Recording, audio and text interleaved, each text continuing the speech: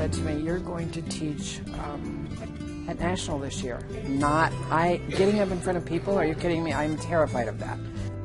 I will always remember standing there with her saying, "You said that last time you were here, 3 years ago." I will be 75 a year from May.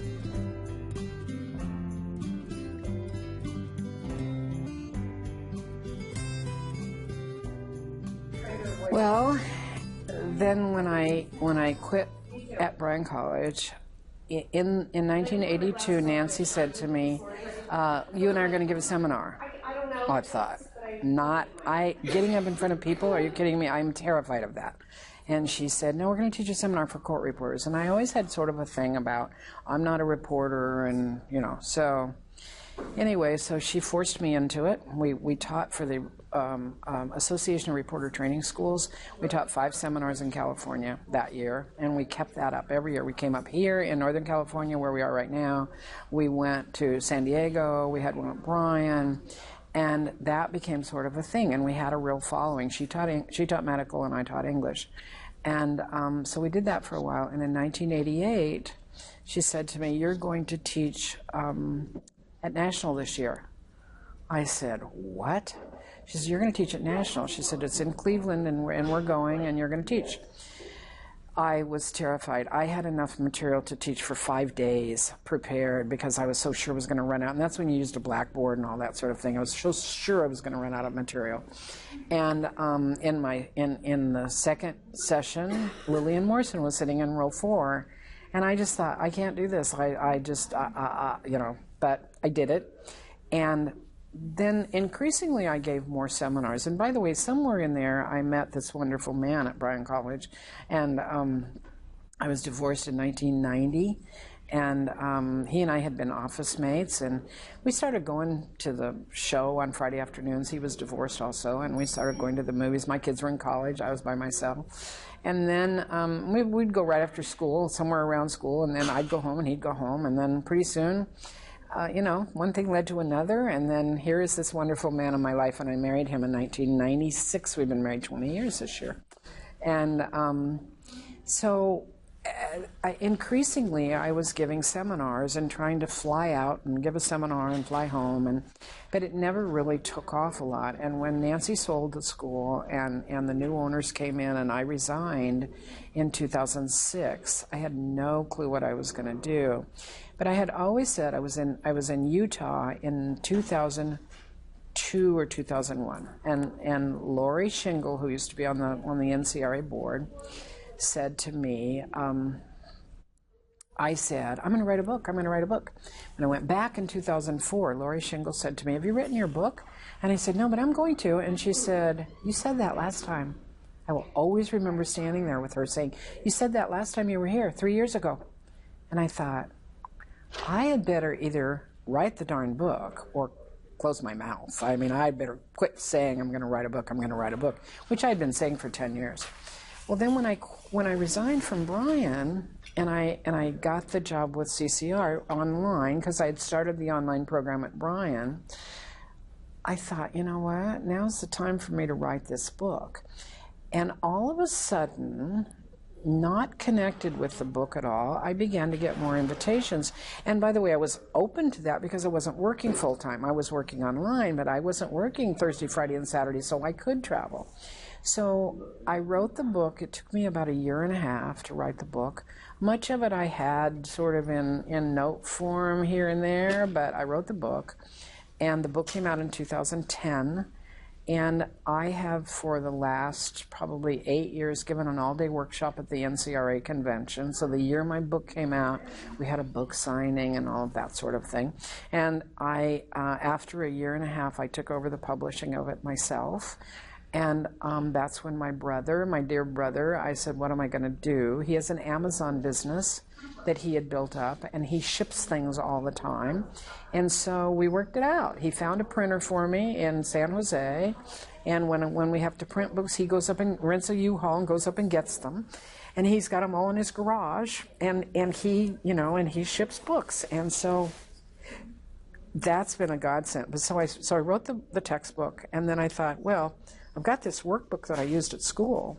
why don't I just convert that? So I converted the workbook, and I coordinated the two. And then I thought, well, you know what? I've got all these word pairs notes. I should just write a word pairs book, because I had all the notes from the class I had taught. And by the way, at Bryan, I taught 7 English classes. Bryan had a fabulous English program. And I taught 7 different classes, one of which was a word pairs class. So I wrote the word pairs book in 2013. And we printed that, and then I thought, I've got all these drills, all this drill stuff. Why don't I convert those into little books, into little drill books? So I've got 8 of those now.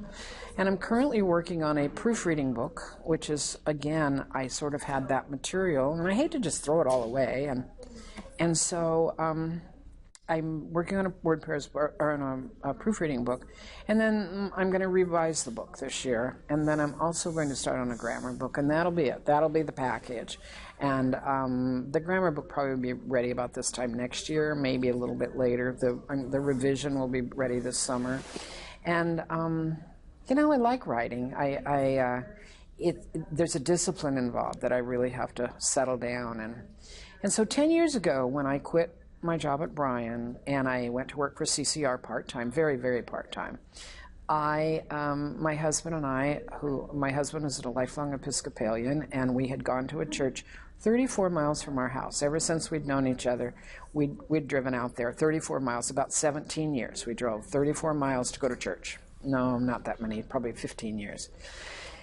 And I say to him, you know, dear, as we're getting older here, we probably ought to go to a church near the house. There's got to be an Episcopal church in Westchester. So sure enough, he said, a year and a half later, he said, okay, we can change churches. So I found a church. The church I've always wanted to find, a church that's about outreach and helping people and being concerned for hungry people, and we have a community garden. And I noticed that there's just the priest, and the office is a disaster. It is just a mess. And I said to him, I went in and I said, you know, I always thought when I quit working, I would volunteer. I always thought I'd teach people to read. That seemed logical. But I went in and I said, you know, it looks as if you could use some help. And I'm pretty good on the computer. I'm not a genius, but I'm pretty good. I'm good at Word. I'd written the book and everything. And I can probably give you a couple of hours a week. Well, to make a long story short, I'm the parish administrator, and I work about 20 hours a week, maybe 25, maybe 30, depends on the week. And it's the joy of my life. I love working there. I love the idea that giving back to the community that I've been so blessed. I've been so blessed in this life to have what I have, and I've worked hard to have what I have, and I came from very humble beginnings, but the reality is I'm very blessed. And so I work in my church office, and right now I'm not working for anybody except myself. And so my brother and I came up with the name of Margie Holtz Court. We thought that would be, we were going to do A1 something or other, and we came up with Margie Holtz Court. And so that's become my sort of logo. You know, you like the play on words there, Margie Holtz Court. And so I work at my church, and I'm writing. I have plans to make a batch of recordings.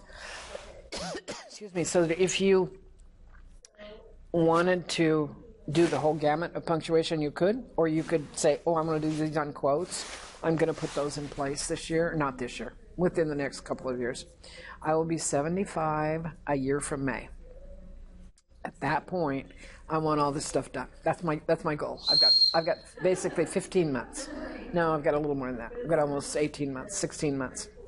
And it's not that I'm going to quit then, but that's sort of my goal, is to say, okay, you know what? And that will be 55 years of teaching, sort of, and so it's time. It will be time to sort of do something like that. And I've enjoyed the books, and then, you know, then there's a little company that I run because my books are in a little company, and then there's all the social media stuff that I'm working on too. So I stay busy. Needless to say, I stay busy. My dear husband travels with me. I was in 25 states in 2014. I did 25 seminars in 2013 and 14. Last year I did 18. And this year I don't have a lot. I'm not pushing it this year because I want to do this writing and stuff. So that's where I am. What do you see where after your 75th birthday? Where do you see your life? What do I see after my 75th birthday? I'm going to be doing the same thing. There's not going to be any new books to write. I can't think of, everybody says, oh, you need to write a one-word, two-word hyphenated book. Not in your lifetime. Not in my lifetime and not in yours. It changes every other week, and it would be outdated before I could ever get it out there, and not doing that. So there aren't any other books to write. And I love working with students. And there's some students that I sort of have become attached to from time to time. I'd love to help students, and that's why I'm working with CCRA as the education liaison, because I want to give students the best shot at finishing this program, and we need to help them. We need to help the schools. The schools are all down in attendance, and we need to get people into this program. Once we get them in, if they were more successful, they would be more positive about the field. I think part of the reason that we have trouble is people who are in school say, oh, I've been here forever, and I want to be able to make a difference there. And I don't see, I don't see retiring and just sitting around and, going to lunch with people and going to my book club and reading, although that sounds attractive sometimes. I don't see quitting my church. If my priest left, I would quit, because I so am in tune with him. But you know what? I don't see doing anything differently. I just would like to have some of this stuff finished and out there. You're going to have your books online as well. And my books sell online, but I'm going to have an electronic version of the punctuation book. And that's what everybody's been asking for, and I'm working on it. But I want to tell you all that it's going to be a reference book. There is an issue of copying, guys. And so, and yeah, if you bought the book and you wanted a copy of it, sure. But you know what? Eventually that copy gets out there, and so it's going to have a massive index. You're going to find what you're looking for in the index. So you want to know about, is that right? You look up, is that right, in the index, and it's going to take you to that rule and that rule only. It's not going to be the whole book that you're going to get. You're going to get a subscription, and then when I update it, when I put in a new rule, you're going to have it right there. And so some things that aren't in my book right now, I didn't think about putting in email addresses. And so if I'm your witness and you want my email address, this is what I always say. It's my initials, MWW, at my whole name jammed together with no caps, MargieWakemanWells.com. Well, how do you want that in your transcript? And I'm going to discuss that. And I'm going to discuss stuff like that that's not in there now. And so if in 2 years or something I want to put in it, and you have a subscription to the online version, then you'll get that. You'll get the update just automatically. And I have a young man who's going to do all of that for me. And so the reality is that's what I'm going to work on this year and that's a lot of work. That's a ton of work. People say, oh, you just put it online. No, you don't just put it online. You have to annotate it, and there's a lot of work to it. So. Are there any funny student stories you can tell us about? Funny student stories? Oh, yeah. I have a whole bunch of funny student stories. I mean, over the years, CSR stories, and I was just telling somebody last night, we had a student, I was saying to them, you need a focal point. You need something to just stare at so that during the CSR exam, so that you're focused. And this student was in a group that somebody in the front row started choking, and got up and stepped over her machine and left the room. And our student, who was sitting in the back row, people came out and they said, oh, did you see her? I just couldn't write anymore, and blah, blah. And this student said, what person who walked out? I didn't see anybody who walked out. I thought, now there's a student that's really got her focal point going. Oh, yeah, and one time during an RPR exam back in the days when my husband and I read the RPR, a lady in the second row started choking during the jury charge, and she was coughing. She wasn't choking, she was coughing. And she's coughing, and she's coughing, and she's coughing, and we end the jury charge, and we start the Q&A, and a minute into the Q&A, she stops writing, she takes out her purse, she gets out a tissue, and she blows her nose during the RPR. And people are, you can just tell they are looking at her, and I was having trouble focusing because it was so distracting. Oh, I thought the people around her really would kill her when the test was over, and she just sort of looked around like what's wrong with all of you people? Oh man, oh man.